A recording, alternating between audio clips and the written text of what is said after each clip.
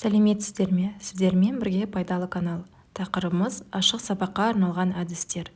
Әдістерімізді бастамас бұрын менің каналыма жазылып, лайк басып, комментарий жазуды ұмытпаңыздар. Олай болса, бірінші әдісіміз ақындар мен жазушылар.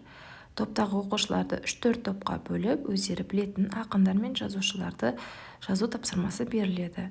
Уақыт біткен соң топта дауыстап оқып, қайталанған тұлғаларды өшіріп отырады. Осы тұста кімде көп тұлға қалады, сол топ жеңімпаз болады. Бірақ бұл ойынды сонымен қатар өзгертуге де болады.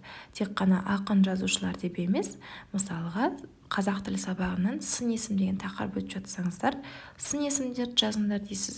Сол кезде оқушылар өздері білетін сын есімдердің барлығын жазып, өздерінің фантазиясы жеткенше жазады. Немесе көп болып кетеді десеңіз, белгілі бір тақырып бойынша беріп, соларды жазып, қайталанғандарын өшіріп отыруға болады. Дәл сол сияқты барлық пәнге қолдануға болатын әдістің түрі болып табылады. Келесі әдісіміз 5 жолды өлең әдісі. Оқушы берілген тапсырма бойынша өлең құрастырады. 5 жолды өлеңді құрудың ережесі былай болады. Бірінші жол зат есім, екінші жолда 2 сын есім, үшінші жолда осы сөзге байланысты 3 етістік, төртінші жолда 4 сөзден тұратын сөйлем, яғни ойды түйіндеу, 5-ші жолда тақырыпқа байланысты бір синоним сөз жазылады. Немесе біз бұл ойынды синквейн әдісі деп те атаймыз. Келесі біздің 3-ші әдісіміз солай ма әдісі. Бұл тұста оқушыларды жұптаста отырып, әр жұпқа бірнеше тұжырым, ереже, анықтама берілген парақша таратылады. Осы тұжырымдардың бір-екеуі жалған болуы тиіс. Оқушылар осы жалған тұжырымдар табуы қажет. Егер тұжырым бұрмаланған болса, онда дұрысын айтуы қажет. Біздің келесі ойынымыз құпия-зат деп аталады.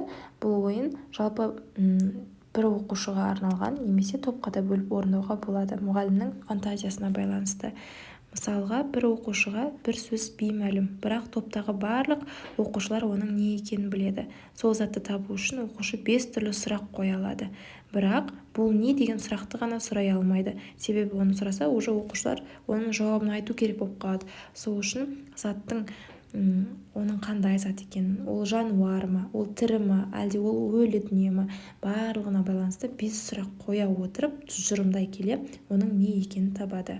Сонда оқушының ойлау өрісі қаншалықты деңгейде екенін байқай аламыз. Соңғы әдісіміз ғажайып алаңы деп аталады. Бұл негізінен мұғалімнің фантазиясына, оның шығармашылығына тікелей байланысты. Яғни қазіргі таңда оқушылардың қызығушылығын арттыру үшін барлық көрнекіліктер түрлі түсті, көзді жауын аларлықтай болу керек. Сондықтан тек қана осындай сандар емес, өзіңіздің қалауыңыз бойынша әртүрлі суреттер, сыйлық қорапшаларын жасай отыруыңызға болады. Яғни оқушылар барабанды айналдырғанда бір санға келіп тоқтайды. Сандардың астындағы сұрақтарға немесе тапсырмаларға, есептерге жауап беруге тиіс болады. Осы әдісті барлық пәндерге келтіруге болады. Жоғарыда айтып өткенімдей, өзіңіздің фантазияңызды игере отырып, оқушылардың қызығушылығын арттыру сіздің қолыңызда. Сәттілік!